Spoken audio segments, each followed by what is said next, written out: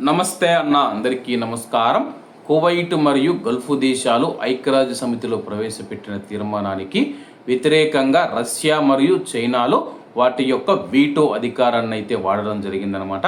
వివరాల్లోకి వెళితే ఐక్యరాజ్య సమితి భద్రతా మండలిలో హార్ముజ్ జలసంధిలో సముద్రయానాన్ని సురక్షితం చేసే ముసాయిదా తీర్మానానికి వ్యతిరేకంగా రష్యా మరియు చైనా వీటోలను ఉపయోగించిన నేపథ్యంలో వీటో చొరవ యంత్రాంగం కింద సమావేశమైన ఐక్యరాజ్య సమితి సాధారణ సభా సమావేశంలో Bahrain, UAE, Saudi Arabia, Qatar, Jordan మరియు కువైట్ల తరపున ఐక్యరాజ్య సమితిలో కువైట్ శాశ్వత ప్రతినిధి రాయబారి తరిక్ ఆల్ బనాయి గారు ఒక సంయుక్త ప్రకటన విడుదల చేశారు.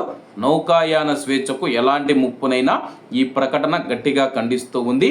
అటువంటి చర్యలు ప్రపంచ ఇంధన భద్రత, ఆహార సరఫరా పైన తీవ్ర పరిణామాలకు దారి చేయవచ్చని చెప్పి హెచ్చరించారు. పాల్గొన్న దేశాలు అంతర్జాతీయ చట్టాన్ని గౌరవించడం, కీలక సముద్ర మార్గాల భద్రతను నిర్ధారించడం యొక్క ప్రాముఖ్యతను నొక్కి చెప్పాయి. సముద్ర భద్రతను బలోపేతం చేయడం, అంతర్జాతీయ శాంతి స్థిరత్వాన్ని పరిరక్షించడం లక్ష్యంగా కొత్త ముసాయిదా తీర్మానాన్ని సమర్పించడంతో సహా సామూహిక దౌత్య ప్రయత్నాలను కొనసాగిస్తామని కూడా కువైట్ ప్రకటించిందనమాట.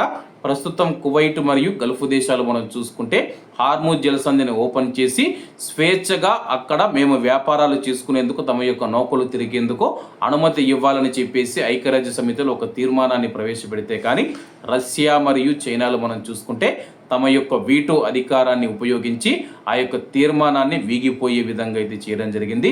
దీంతో కువైట్ మరియు గల్ఫ్ దేశాలు రష్యా మరియు చైనాల మీద కోపంగా ఆగ్రహం వ్యక్తం చేయడం జరిగిందనమాట.